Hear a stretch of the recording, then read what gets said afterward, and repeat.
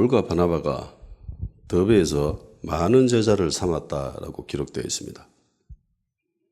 1차 선교 여행 가운데 마지막 종착지가 되죠. 그리고 이곳에 놀라운 열매를 맺게 됩니다. 많은 제자를 삼았다라고 표현한, 그렇게 기록한 곳이 더베죠. 구브로 섬에 가서 거기서 복음을 전하고, 그리고 바예수라는 사람도 만나고 이런저런 사건을 경험하고 배 타고 밤빌리아 버가에 내리지요. 그리고 거기에서 마가는 예루살렘으로 돌아가 버리고, 그리고 곧이어 두 사도는 비시디의 안독으로 갑니다. 근데 거기에서 문제가 생기죠. 유대인들이, 사람들이 많이 모인 것을 보고 질투하면서 막 비난하고 공격을 합니다. 결국은 그 지역의 유지들, 리더들을 막 선동해가지고 쫓아내버리죠. 그래서 거기서 바울이 공식적인 선포를 합니다. 우리는 이방인에게로 간다. 그러면서 이곳네온으로 가죠. 거기서 또 복음을 전하다가 여기에서도 유대인들이 선동을 합니다. 돌로 쳐서 죽이려고 하죠. 이 소식을 듣고 결국은 도망쳐서 루스드라에 오게 되죠. 여기에서 안전뱅이를 고칩니다. 걸어본 적이 없는 사람, 안전뱅이를 고치고, 이 모습을 본 사람들은 이 두 사람을 신이라 생각하면서 제사를 지내려고 하죠. 만일에 그들이 제사 지내려고 하는 것을 어느 정도 타협하고 받아들였으면 절대로 돌 맞을 일은 없습니다. 그러니까 과정이 이렇게 되는 거죠. 신이라 생각하고 제사를 드리려고 했는데 막 화를 내면서 안 된다고 하죠. 이 사람들 입장에서는 기분이 굉장히 언짢죠. 제사 지내려고 온갖 준비를 다 해서 왔는데 그렇게 우리의 정성을 깡그리 무시해버리고 잘못됐다고 하니까 기분 좋을 사람은 없겠지요. 기분이 안 좋습니다. 굉장히 화가 납니다. 그런 가운데 유대인들이 와서 꼬시니까 넘어가지요. 만일에 적당히 타협했으면은 유대인들이 와서 꼬셔도 안 넘어가요. 신인데, 신이라고 생각하는데 어떻게 두 사람들을 돌로 쳐 죽일 수가 있습니까? 근데 결국은 돌 맞아 죽습니다.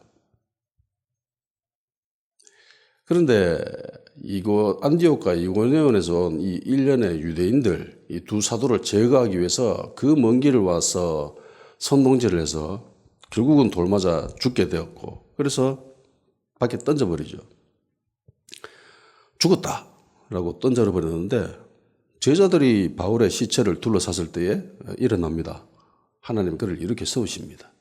그리고 다시 죽음에서 일어난 바울이 그 성으로 다시 들어가고, 그리고 하룻밤 자고 바나바를 데리고 더베로 갑니다. 그리고 거기에서 복음을 전했다. 많은 제자를 삼았다. 그리고 끝이에요. 되돌아가죠. 그러니까 이 1차 선교 여행지를 쭉 훑어보면은 가는 곳마다 사건, 사고가 끊이지 않았어요. 그죠? 복음을 전하는 곳마다 사건들이 있었습니다. 그 사건이 좋은 사건이든 나쁜 사건이든 이벤트들이 늘 발생했어요. 흥미진진한 이야기거리들이. 근데 이 더베에는요, 이야기거리가 없습니다. 흥미진진한 그런 게 없어요. 재미난 뭐가 없습니다.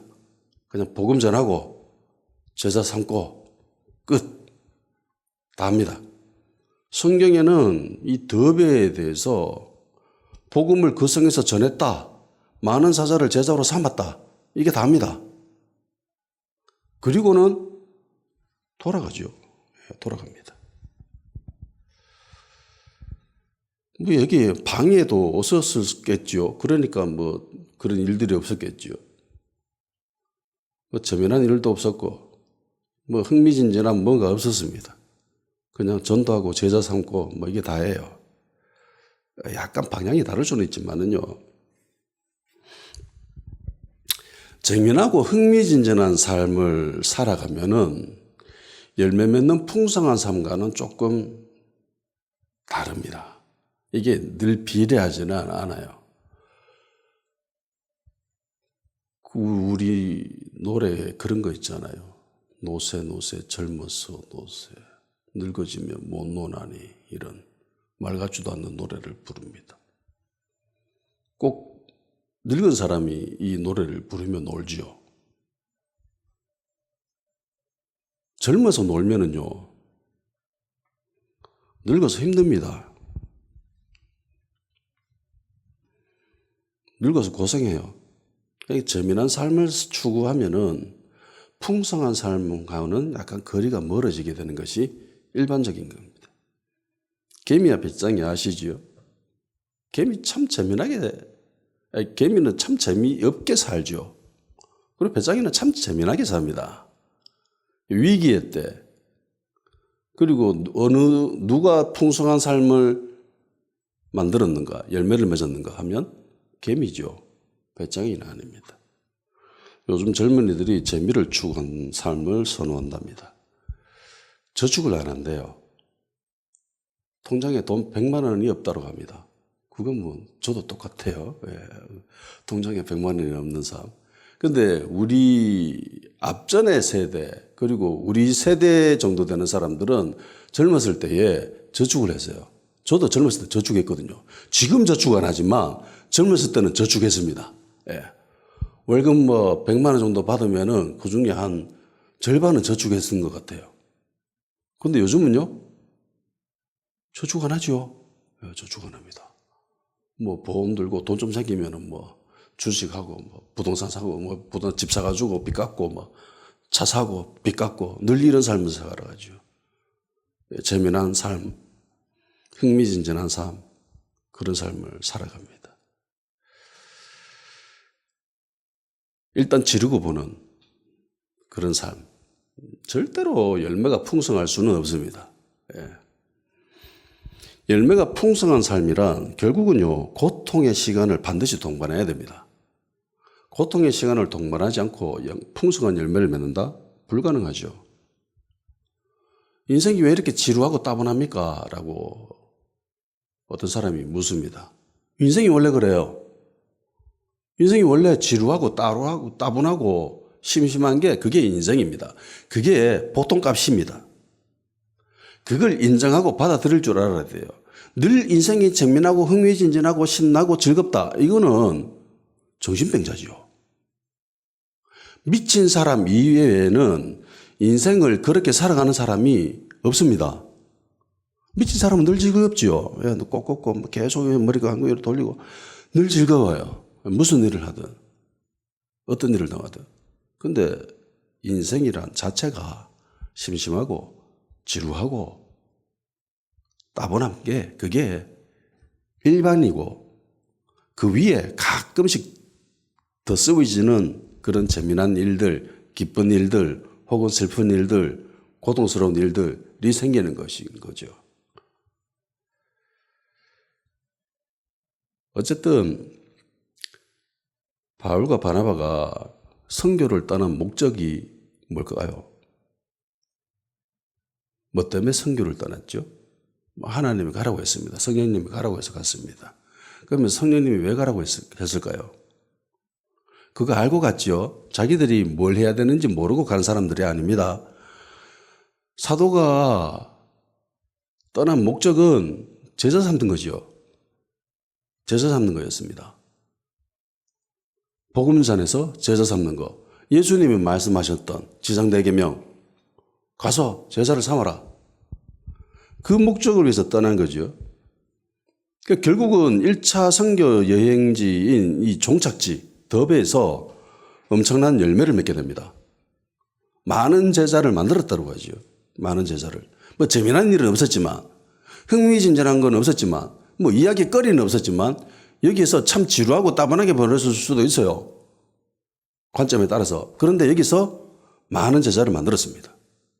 그리고 이 더베가 1차 선교지의 종착지가 돼요. 더 이상 새로운 곳으로 안 가죠. 안디옥으로 돌아갑니다. 자, 그럼 여기서 질문이 하나 생깁니다. 그럼 이들은 더베를 종착지로 생각하고 선교를 떠났을까요? 수리아 안디옥에서 선교를 떠날 때 이미 계획을 다 짜가지고 요렇게 경로로 가자. 극티처럼. 저 약간 그런 스타일이거든요. 예. 일을 할 때는 그렇게 해요. 보통 때는 너부러져 있는데 무계획인데 뭐 일을 한다면 철저히 계획을 세워가지고 그렇게 가야 돼. 시간도 세우고. 그래서 식구들이 여행 떠날 때 되게 피곤해가지고 그다음부터는 이제 안 하죠. 예. 그러면 이 두 사도는 계획을 세워서 선교를 떠나고 그리고 다음 도시로 가고 그렇게 했을까? 아니면은 모든 것이 다 즉흥적이었을까? 가다가 일이 생기니까 어떻게 하지? 기도해보고 하나님 저러고 안 하시네? 그러고 가고 뭐 그렇게 했을까요? 이후에 선교 여행을 보더라도 두 사도, 이 사도들이 보이는 모습은 늘 같아요. 그게 어떤 뭐냐면은 계획과 즉흥이 섞여 있습니다. 계획과 즉흥이 섞여 있어요. 구부로 섬으로 간 거는 계획적이었죠. 예, 계획적이었습니다. 그리고 거기에서 배 타고 버가로 가는 것도 계획적이었을 겁니다. 그리고 거기서 비시디 안디옥으로 간 것도 계획적이었을 겁니다. 그런데 그 이후에 벌어지는 대략적인 큰 줄기는 잡고 있었지만은 거기서 벌어질 세세한 일들까지는 미처 생각할 수 없잖아요. 변수들이 있지 않습니까? 늘. 그 변수들에 대해서는 굉장히 유동적으로 작용했던 것 같습니다. 포용적으로. 일 생기면 도망친 거 봐도 알 수 있잖아요. 계획을 세워서 그렇게 한 건 아니거든요. 그래서 계획적인 것과 그리고 성령님이 원하실 때에 또 환경이 그렇게 될 때에 그렇게 즉흥적으로 굉장히 유연적인 사고를 보여주는 그런 모습을 보이게 됩니다. 그러면은 이들이 1차 선교지가 이 더베가 종착지라고 확정하고 다시 돌아가게 만든 중요 요인은 뭘까요? 그 역시 이 더베에 기록된 이 한 문장입니다. 복음을 전했고 많은 제자를 삼았다. 그러니까 그런 생각이 들었을 것 같습니다. 야, 이 정도면 좀 괜찮지 않나? 라는 생각. 이게 뭐 세속적인 그런 생각이 아니라 하나님의 부르심에 하나님이 보내심에 순종해서 왔는데 어느 정도 열매는 맺어야 될 것 같고 근데 이 정도면 충분한 열매를 맺을 것 같다라는 그런 마음, 성령님의 마음에도 어느 정도 흡족해 하는 그런 수준을 경험했지 않았을까라는 생각을 합니다. 이 정도면 괜찮은 것 같다. 성경은 왜 돌아갔는지에 대해서 기록하고 있지 않습니다. 그래서 우리는 알 수가 없습니다. 이들이 힘들어서 돌아갔는지, 피곤해서 돌아갔는지, 병에 걸려서 돌아갔는지, 뭐 기록 자체가 없습니다. 그렇지만 이 과정들을 쭉 살펴보고 이후에 벌어지는 그런 모습들을 봤을 때 힘들어서 돌아간 건 아니죠. 아파서 돌아간 것도 아닙니다.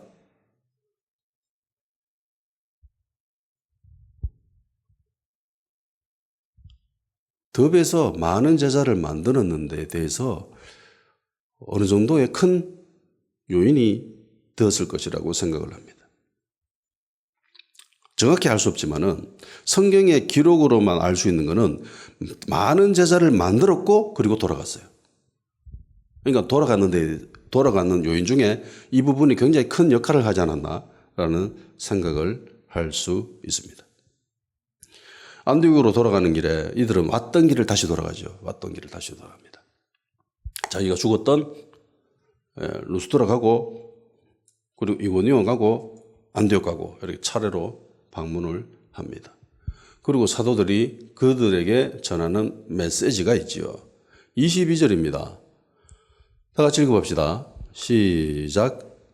제자들의 마음을 굳게 하여 이 믿음에 머물러 있으라 권하고, 또 우리가 하나님 나라에 들어가려면 많은 환난을 겪어야 할 것이라 하고. 아멘. 크게 두 가지죠. 첫째는 믿음에 머물라. 믿음에 머물러 있어라. 그러니까 믿음에 떠날 수 있다라는 소리죠. 믿음의 자리에서 이탈할 수 있다라는 소리입니다. 그렇게 되지 않으려면은 마음을 굳게 먹어야 된다. 마음을 강하게 해야 된다라고 이야기합니다. 둘째는 하나님 나라에 들어가려면 많은 환난을 겪어야 한다라고 이야기합니다. 첫째, 마음을 강하게 해가지고 믿음에 머물러 있으라라는 말씀에 대해서 한번 살펴봅시다. 예수를 믿고 교회 다니는 이런 모습을 신앙생활이라고 하고, 또 다른 말로는 믿음 생활이라는 표현도 합니다. 교회 생활이라고 안 하죠, 우리는. 교회 다니면서 신앙생활을 하는데 교회 생활이라고 이야기하지 않고 믿음 생활이라고 합니다. 믿음의 삶이다라고 이야기합니다. 그리고 사도는 그들에게 믿음에 머물러 있으라라고 말을 합니다. 믿음을 지키는 것, 믿음 안에 거하는 것, 이게 중요하다는 거죠. 이게 거의 대부분이다라고 할 수 있습니다. 사도는 이들에게 믿음을 키워나가라라고 하지 않죠. 믿음을 성장시켜라라고 이야기하지 않습니다. 이 믿음에 머물러 있으라라고 합니다. 그럼 여기 말하는 이 믿음은 뭘까요?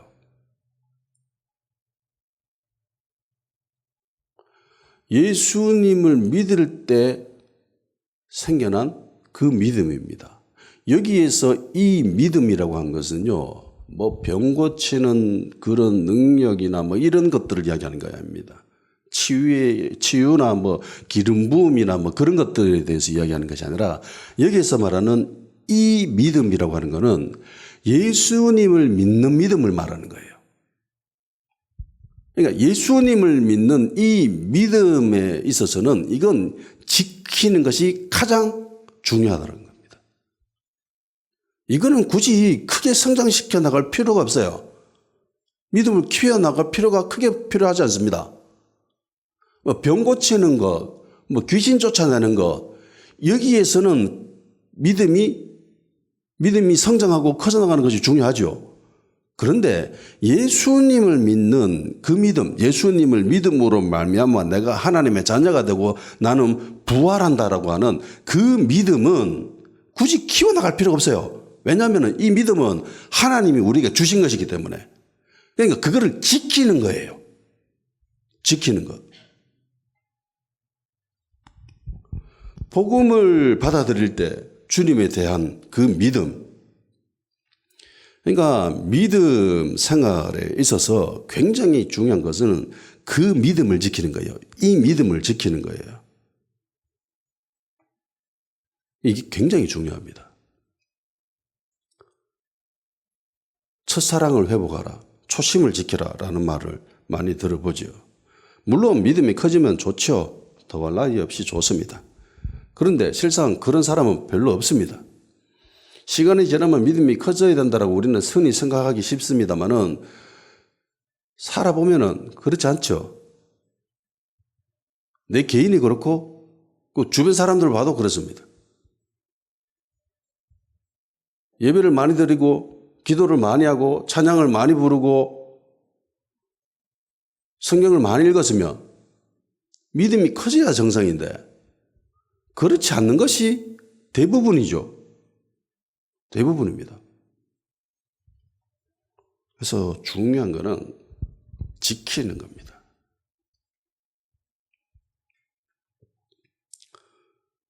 그래서 이 믿음을 머물러 있기 위해선 반드시 해야 될 일이 마음을 굳게 해야 된다는 겁니다. 마음을 강하게 해야 된다.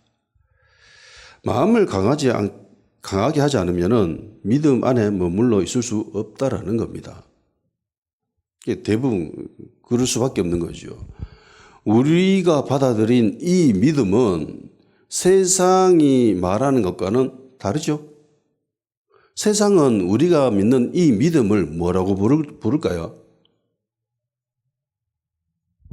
바울은 어리석은 것이다라고 얘기합니다. 바울은 복음을 어리석다라고 생각해요. 이방 사람들이, 세상 사람들이. 헬라 사람에게는 어리석은 것이요. 무슨 말도 안 되는 소리 하냐. 그래가지고 예수 믿는다고 죄가 없어져? 예수 믿는다고 천국 가? 그럼 누구나 다 믿지. 라는 소리는 저는 들어봤거든요. 저도 그런 소리를 했었고. 근데 그렇게 한 거예요. 예수님이, 하나님이. 그래서 예수님을 믿는다라고 하는 그것이 내가 표현되어지고 주변 사람들에게 드러날 때에 주변 사람들, 세상 사람들은 그것을 비난하고 조롱합니다. 때로는 공격하기도 하고 죽이려고도 하지요. 그때에 내가 이 믿음 안에 머물러 있으려면 어떻게 해야 되는가? 마음을 강하게 해야죠. 마음을 강하게 해야 됩니다. 독해야 돼요. 아니 세상 사람들하고 같이 살아야 되는데 그러면 세상 사람들 같이 못 사는데요. 왕따 당하는데요. 그렇게 살아야지요. 노아는 어떤 삶을 살았습니까? 왕따 당했잖아요. 노아가 세상 사람들과 어울려가면서 더불어 그렇게 살았어요? 1, 2년 그렇게 살았습니까? 아니죠. 평생을 그렇게 살았습니다. 평생을 왕따 당하면서 살았습니다. 세상 사람들로부터 손가락질 당하면서 살았습니다. 그게 의인이에요. 의인이라고 불리는 것은 그런 삶을 살아갈 때에 의인이라고 불리는 겁니다. 얘가 예수 그리스도로 말미암아 우리는 의인이 된 거죠. 내가 그런 삶을 살지 않아도 우리는 의인이라고 불리게 됩니다. 그러기 위해서는 마음을 강하게 해야 그 믿음 안에 머물러 있을 수가 있습니다. 세상이 비난하고 조롱하고 핍박하고 내가 예수 믿는다라고 이야기했는데 주변 친구들이 다 손가락질하고 조롱하고 욕하고 저주하고 그런다면 어떨 것 같습니까? 기분이.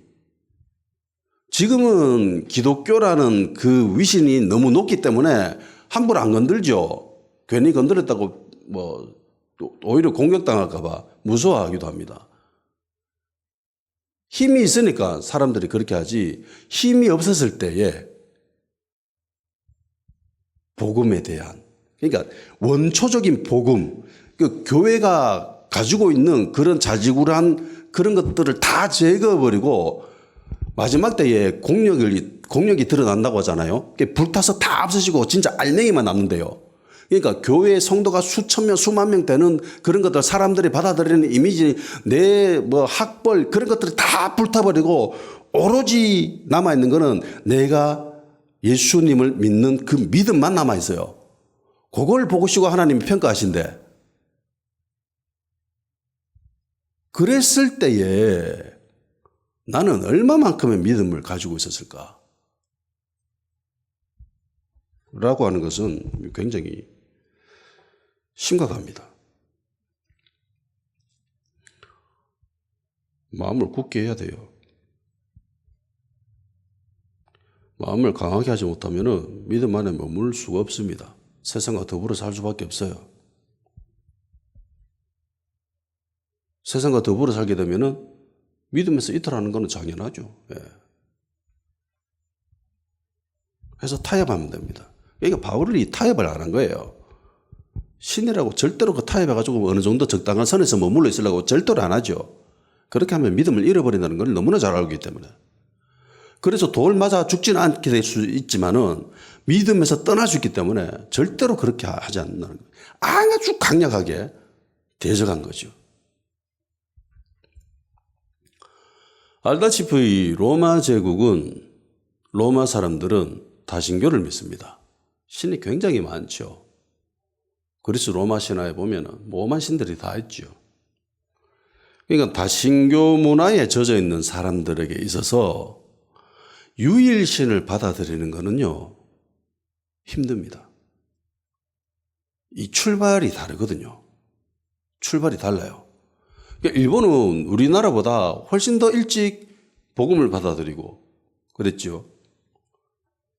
그런데 일본에서 예수님을 믿는 사람들은 정말 적습니다. 10%가 안 돼요. 일본에서 교회를 찾아보기가 하늘에 별 보는 만큼 힘들 수도 있습니다. 하늘의 별이란다. 일본에서 교회를 발견하는 것은 굉장히 힘듭니다. 십자가 보기가 굉장히 힘들어요. 우리는 밤에 불 끄면은 시내에 십자가가 정말 많죠. 그런데 없습니다. 일본은. 발견하기가 정말 힘들어요. 왜냐면은 다신교를 받아들이고 그렇게 살아가는 그 문화권에서 그 사람들이 유일신인 하나님을 받아들이는 것은 너무너무 낯설고 어렵고 힘든 일입니다.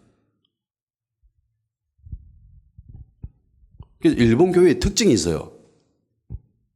믿는 사람의 수는 정말 적지만은 그 믿는 사람의 믿음의 수준은 굉장히 높습니다. 왜냐하면 그 모든 문화를 박살내고 그 위에 예수님을 믿고 있기 때문에 웬만해서는 이게 보통 애지간한 사람들보다 믿음이 훨씬 더 좋아요. 다른 나라. 우리나라 같은 경우는요. 우리나라 참 재미난 케이스예요. 우리나라는 조사해보면 유일신앙과 다신교 신앙이 섞여 있습니다. 전통 종교를 보면.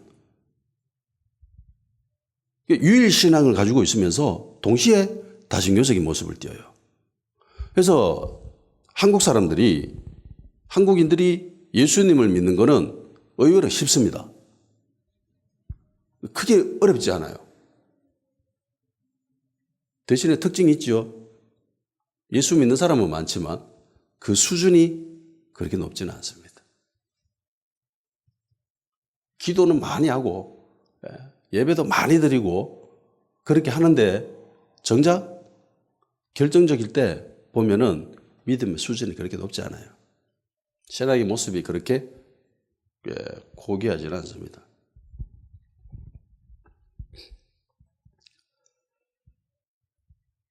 유일신앙하고 다신교적인 신앙이 섞여 있으니까 받아들이기도 쉽고 그리고 다신교적인 행태도 띠고 있는 거예요. 예수 믿으면서도. 그러니까 로마 사람이었던 이들이 유일신을 받아들이고 예수님을 믿으면서 살아가야 됩니다. 주변 사람들은 아니죠. 심지어 주변 사람들은 다 그들을 공격하는 사람들입니다. 그러려면은 독해야죠. 웬만히 독하지 않고서는 믿음을 지킬 수가 없습니다.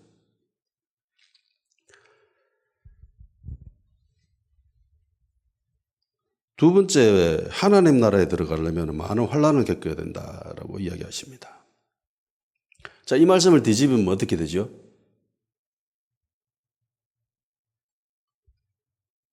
많은 환난을 겪지 않으면 하나님의 나라에 들어갈 수 있다 없다? 없다라는 겁니다. 이게 충격적이지 않습니까? 환난을 당하지 않으면, 겪지 않으면 하나님 나라에 들어갈 수 없다, 못 들어간다. 이걸 문자 그대로 받아들이기에는 조금 신학적으로 어폐가 있을 수도 있습니다. 그렇지만 이것 또한 분명한 진리입니다. 억압이라고 하는 것은, 이 환난이라고 하는 것은 억압, 압박, 고통, 괴로움, 고난 이런 의미를 가지고 있습니다. 안 좋은 거죠. 안 좋은 겁니다. 살아가면서 한 번이라도 당하고 싶지 않는 것들이죠.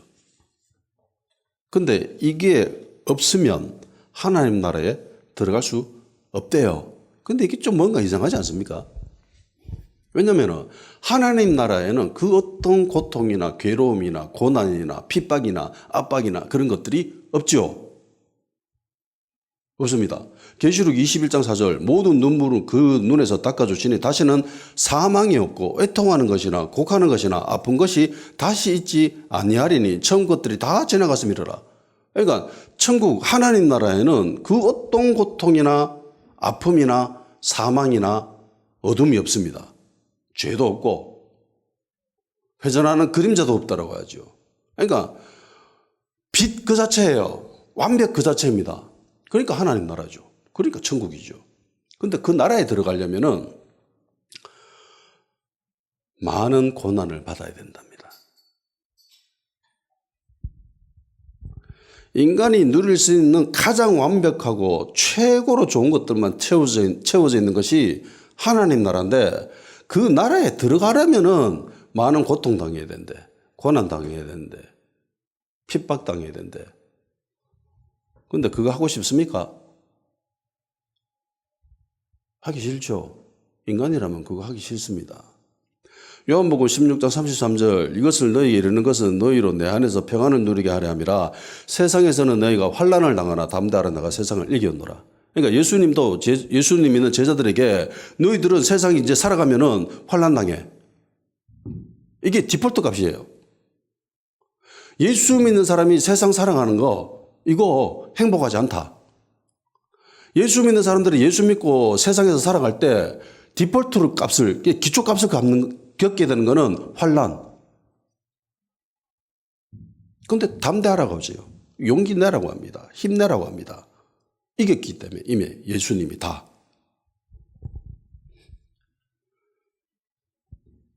그리스도인들이 세상에서 환난 당하는 것을, 이걸 예수님이 당연하다고 생각하시죠. 당연한 거 아니가? 그럼 내가 세상 이겼으니까 무서워하지 마. 용기 내, 힘 가져라고 이야기하십니다. 데살로니가후서 1장 4절에서 9절입니다. 그러므로 너희가 견디고 있는 모든 박해와 환난 중에서 너희 인내와 믿음으로 말미암아 하나님의 여러 교회에서 우리가 친히 자랑하노라. 이는 하나님의 공의로운 심판의 표요 너희로 하여금 하나님 나라에 합당한 자로 여김을 받게 하려 함이니 그 나라를 위해 너희가 또한 고난을 받으리라. 너희로 환난을 받게 하는 자들에게는 환난으로 갚으시고 환난을 받는 너희에게는 우리와 함께 안식으로 갚으시는 것이 하나님의 공의시니, 주 예수께서 자기의 능력의 천사들로 함께 하늘로부터 불꽃 가운데 나타나실 때에 하나님을 모르는 자들과 우리 주 예수의 복음에 복종하지 않는 자들의 형벌을 내리시리니, 이런 자들은 주의 얼굴과 그의 힘의 영광을 떠나 영원한 멸망의 형벌을 받으리로다.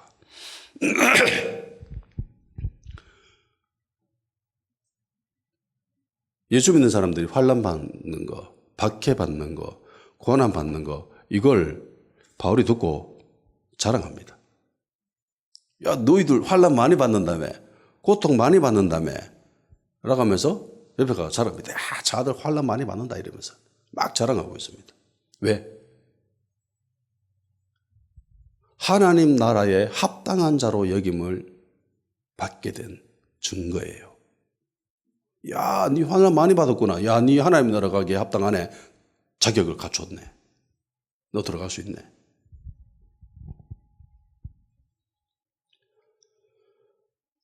그러니까 하나님 나라에 들어가는 거 자격 있다, 합당하다 그러고 하니까 즐거워하죠. 기뻐하고 막 자랑합니다. 예수 믿는 사람들이 예수님을 믿음으로 말미암아 환난 받는 것을 정상이라고 이야기하죠. 그래서 좋아해야 된다. 로마서 5장 3절에서 6절입니다. 다만 이뿐 아니라 우리가 환난 중에도 즐거워하니 이는 환난은 인내를, 인내는 연단을, 연단은 소망을 이루는 줄 알미로다. 소망이 우리를 부끄럽게 하지 아니하면 우리에게 주신 성령으로 말미암아 하나님의 사랑이 우리 마음에 부은 바 됨이니, 우리가 아직 연약할 때의 계약대로 그리스도께서 경건하지 않는 자를 위해 죽으셨도다. 그리스도인이라면 환난을 받으면 즐거워하라고 합니다. 왜냐하면 환난이 인내를 주고, 인내는 연단을 주고, 연단은 소망을 주기 때문에 결국 환난이 소망을 준다. 고난 당하는 것으로 말미암아 하나님 나라에 들어갈 수 있다라는 그 표징이 되기 때문에, 그 하나님 나라에 들어간다라는, 나는 부활의 사람, 하나님의 자녀라는 그 확증이 되어지기 때문에, 그 소망을 가지게 되기 때문에 즐거워하라는 거죠. 계시록 7장 9절에서 14절입니다. 이 일 후에 내가 보니 각 나라와 족속과 백성과 방언에서 아무도 능히 셀 수 없는 큰 무리가 나와 흰옷을 입고 손에 종려가지를 들고 보호자 앞과 어린 양 앞에 서서 큰 소리로 외치르되, 구원하심이 보좌에 앉으신 우리 하나님과 어린 양에게 있도다 하니 모든 천사가 보좌와 장로들과 내 생물의 주위에 서 있다가 보좌 앞에 엎드려 얼굴을 대고 하나님께 경배하여 이르되 아멘. 찬송과 영광과 지혜와 감사와 존귀와 권능과 힘이 우리 하나님께 세세토록 있을지어다. 아멘. 장로 중 하나가 응답하여 나에게 이 흰옷 입은 자들이 누구며 또 어디서 왔느냐? 내가 말하기를 내 주여 당신이 아시나이다 하니 그가 나에게 이르되 이는 큰 환난에서 나오는 자들인데 어린 양의 피에 그 옷을 씻어 희게 하였느니라. 이 구절 정말 유명한 구절이죠. 여기서 비롯된 찬송이 정말 많습니다.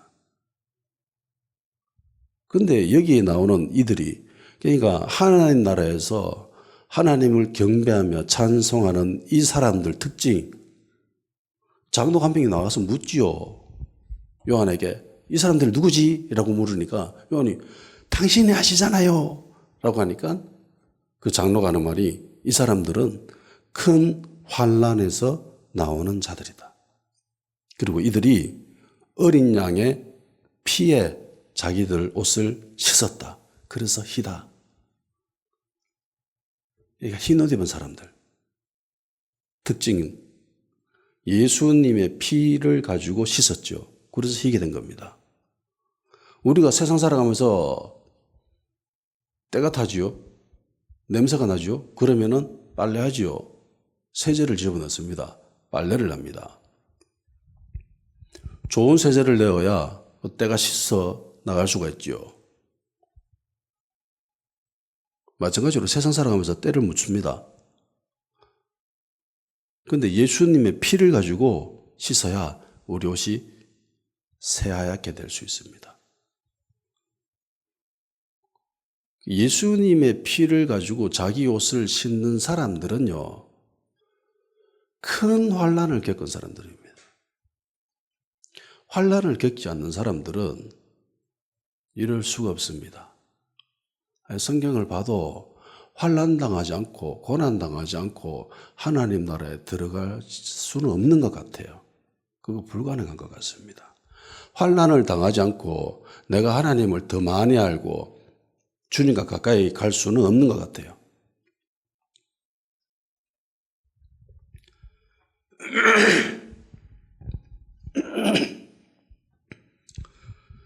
시편 20편 1절에서 3절입니다.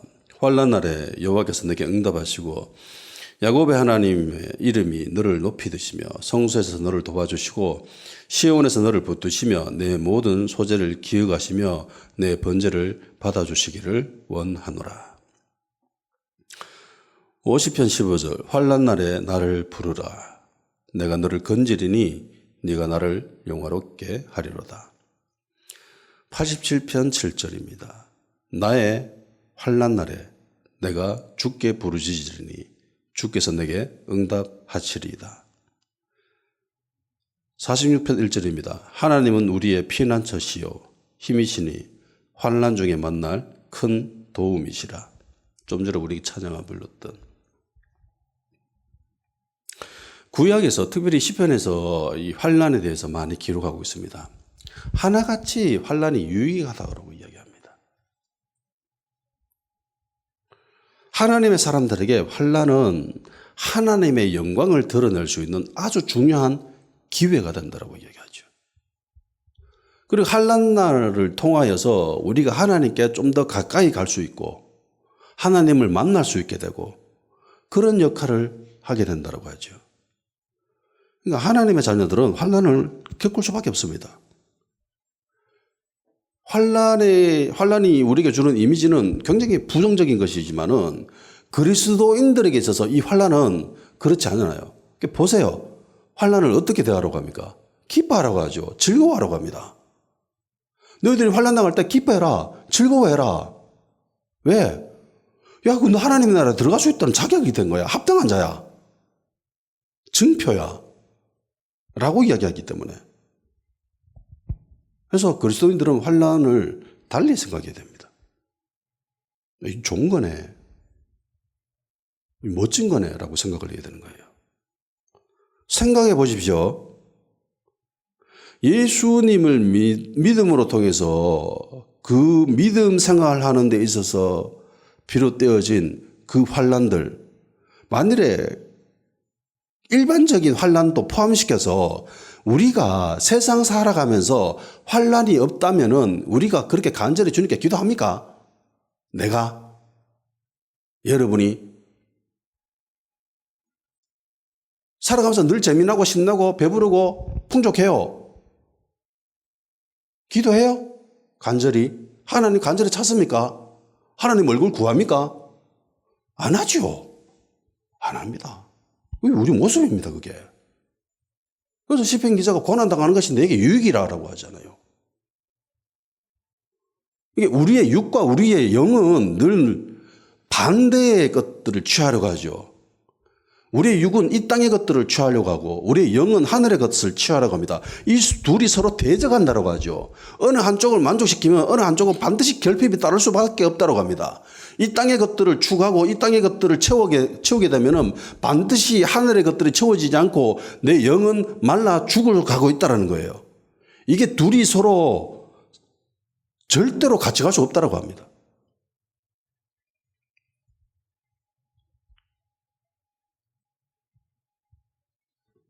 나의 삶을 살펴봐도 환난 때에 정말 죽을 것처럼 힘들 때에 그때 막 진짜 죽을 듯이 하나님을 찾죠. 예수님께 기도하고 그렇습니다. 마치 사슴이 시냇물을 찾아 갈급하듯이.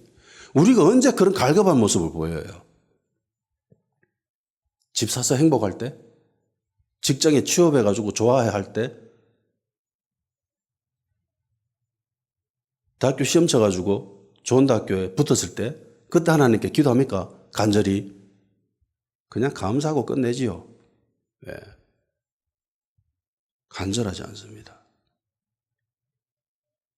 나를 간절히 찾는 자가 나를 만날 것이더라고 말씀하셨는데 우리에게 그 간절함은 늘 환난 때에 나타납니다.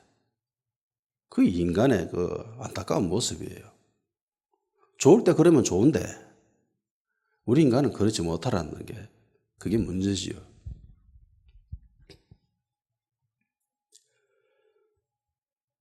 사도가 당한 그 환난으로 통해서 결국은 부활을 경험하죠. 부활을 경험하게 됩니다. 실질적으로 자기가 부활을 경험하죠. 그리고 그것으로 통해서 그런지 몰라도 더 엄청난 놀라운 열매를 맺게 됩니다. 많은 제자를 삼았습니다. 거기서는 아무런 문제가 없었습니다. 이때까지 가는 곳마다 문제가 있었는데 희한하게 뭐 때문인지 모르지만 부활을 경험하고 난 뒤부터 문제가 사라지죠. 문제가 있었는데 기록하지 않았는지 그건 모르겠습니다. 어쨌든 성경에 있는 기록만 보면은 거기에는 어떤 문제가 없었습니다. 그냥 지루하게 그냥 노말의 삶, 평범한 삶, 복음 전하고 제자 삼고 끝. 많은 제자를 만들었습니다.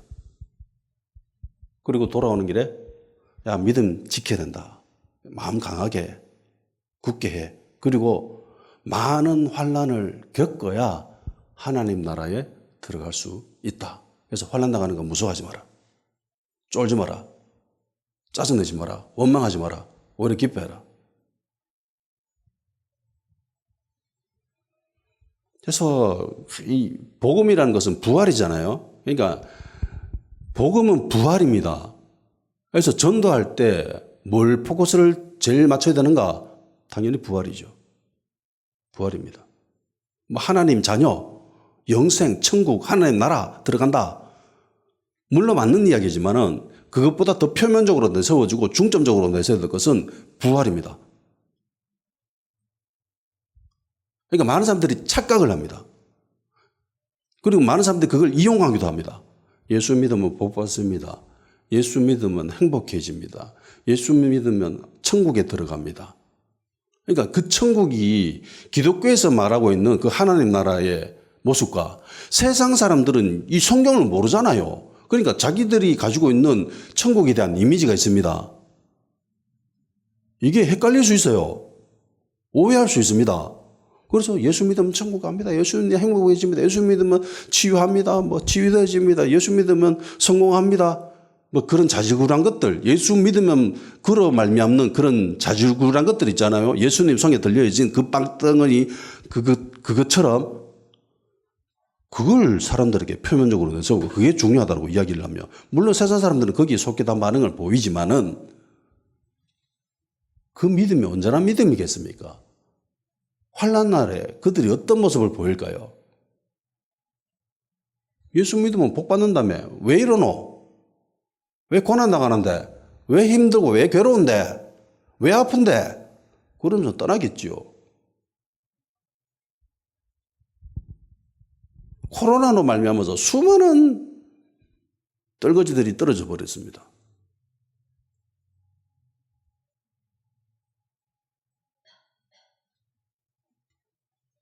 고난 때는 더 옳다고 생각합니다. 저는. 지금 이 대한민국이라는 시스템 안에서 예수 믿는 게 전혀 부끄러운 일도 아니고 고난당할 일도 없고, 그래서 그냥 오히려 자랑거리죠. 대형교회 다닌다, 나 순복음교회 다닌다 이러면서 뭐, 야, 니 그 교회 다니나 이러면서, 마치 순복음교회 다니면 그 건물이 자기의 믿음인 줄 생각하는가 봐. 그 목사의 믿음이, 그 목사의 학벌이 자기의 신앙의 수준인 줄 알고. 아무 상관이 없거든.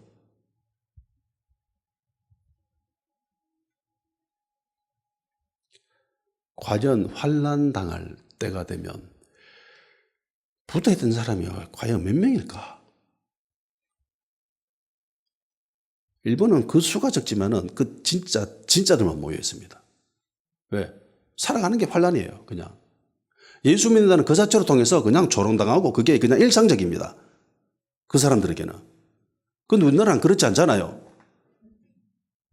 그러니까 가짜가 많아요. 짝퉁들이 많습니다.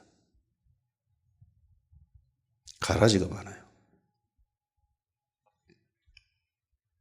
하나님 나라에 가려면은 많은 환난을 겪어야 됩니다. 어떻게 보면은 여기에 있는 이 사람들, 반빌 지역에 있는 이 사람들 초신자잖아요. 예수 믿은 지 그렇게 오래되지 않았잖아요. 그 로마 제국 문화권에서 살았던 사람들입니다.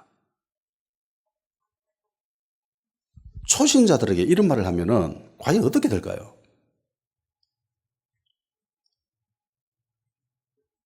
만일에 큰 교회에서 초신자 환영회 이런 거 하면서 그들 들다 놓고 성경 공부 가르치고 이렇게 양육을 할 때에 예수 믿고서 천국 갑니다, 부활하게 됩니다, 하나님 자녀가 됩니다, 그렇게 이야기하면, 그런데요, 환난도 겪어야 들어갈 수 있습니다. 환난 안 겪으면 못 들어갑니다. 라고 이야기하면은 좋아할까요? 싫어하겠죠. 교회 장로집사나 장로들이 그걸 좋아할까요? 싫어하겠죠. 당연히 싫어합니다. 그렇게 이야기하면은 그들 교회에 붙어 있으려고 할까요? 진짜는 붙어 있으려고 하는 사람들도 있겠죠. 근데 제가 미뤄볼 건데 정말 많은 사람들이 교회를 떠나려고 할 겁니다. 교회 복 받는다 해놓고 이러나?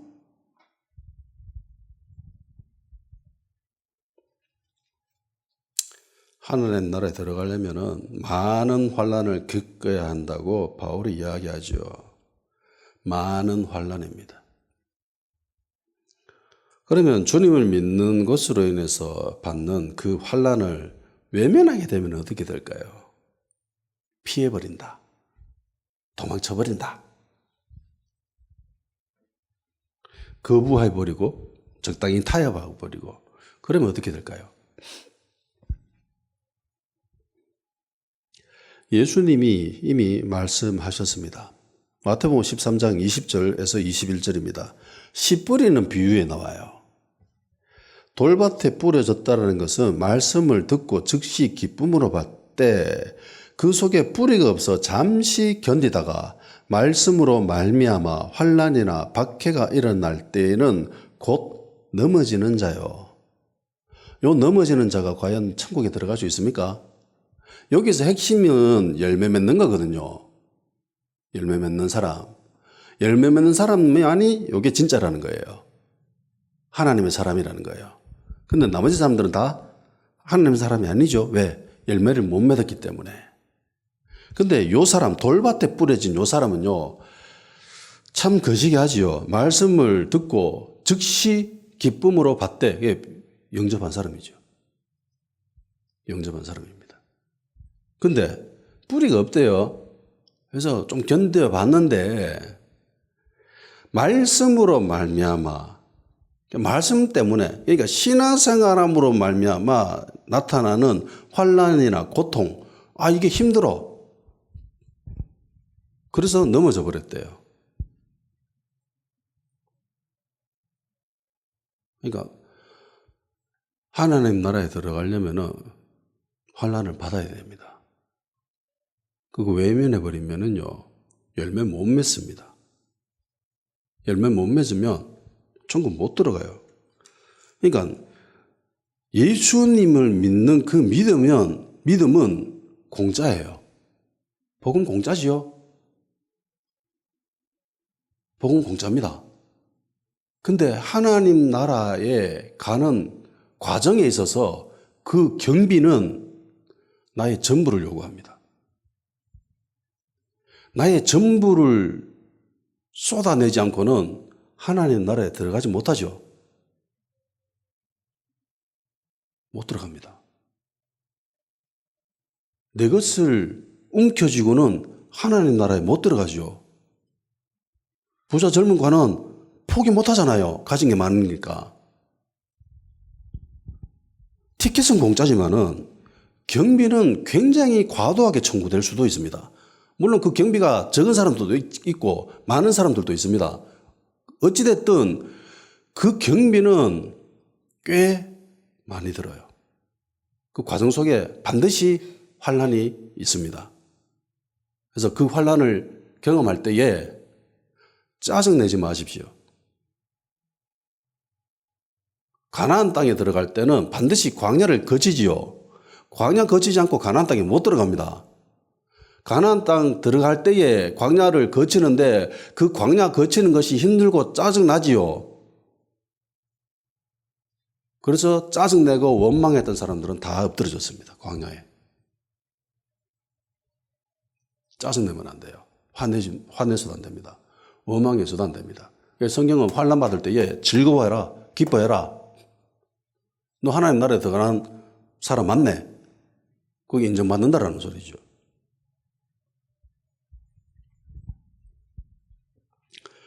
고통당하고 괴로움을 겪을 때 절대로 짜증내지 마십시오. 예수님을 믿음으로 통해서 일어나는 그 환난은 기쁜 거예요. 좋은 거예요. 화내고 짜증내고 원망하는 거는 세상 사람들이 하는 일이고 믿음의 사람들은 가급적 그런 모습을 보이면 안 됩니다. 그렇다 하더라도 말씀 생각하고 정신 차리고 내가 이러면 안 되지. 하나님 즐거워하라고 했는데 기뻐하라고 했는데 원망하다가 다 광야에 엎드러졌는데 난 그러면 안 되지. 사도들은 예수님 때문에 사람들로부터 고통당하고 괴로움당하는 것을 기뻐했습니다. 즐거워했습니다. 사도행전 5장 41절 사도들은 그 이름을 위하여 능력받는 일에 합당한 자로 여기심을 기뻐하면서 공의 앞을 떠나니라. 예수님을 믿음으로 통해서 막 두드러 맞고 감옥에 갇히고 채찍질 당하고 그러니까 막 와가지고 막 기뻐하더라는 거죠. 미친 사람이죠. 매 맞고 기뻐하는 거죠. 감옥에 갇히고 막 기뻐하는 거죠. 채찍질 당하고 막 피 뚝뚝뚝 떨어지는데 살갗 떨어지는데 기뻐. 와, 나 예수님 믿는 것 때문에 막 능력 당했다. 채찍질 당했다. 매 맞았다. 감옥에 갇혔다 이러면서 기뻐하고 있습니다. 세상 사람들 입장에서 보면 미친 사람이죠. 네, 예수 믿는 사람들은 미친 사람들입니다. 그래서 빌라도가 바울을 향해서 얘는 연병에 걸렸다. 사람 전염병에 걸린 사람, 미친 사람이라고 표현합니다. 바울아, 네가 믿는 그 믿음 때문에 네가 너무 학식이 많아가지고 미쳤구나. 그런 소리가 듣잖아요. 그리스도인들이 이렇게 할 수 있는 유일한 이유는 부활입니다. 부활 때문입니다. 복음 때문이죠. 하나님 나라에 대한 기쁨에 비하면은 그건 너무나 가치 없는 것이기 때문에 비교 대상이 아니잖아요. 세상에 있는 것하고. 다 같이 기도를 생각하십시다. 마음을 강하게 하여 믿음을 지키게 하시옵소서. 주님을 믿음으로 인해 많은 환난, 기쁨, 증거가 그러면서 주님의 소망을 가득 찬 사람이 되죠.